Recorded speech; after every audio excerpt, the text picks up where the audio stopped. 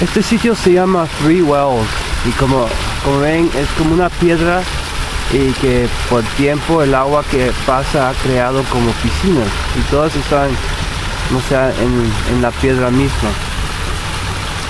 En el verano con el calor y todo, yo venía aquí bueno, todavía es tradición ahí. Aquí encuentras un montón de chicos siempre ahí con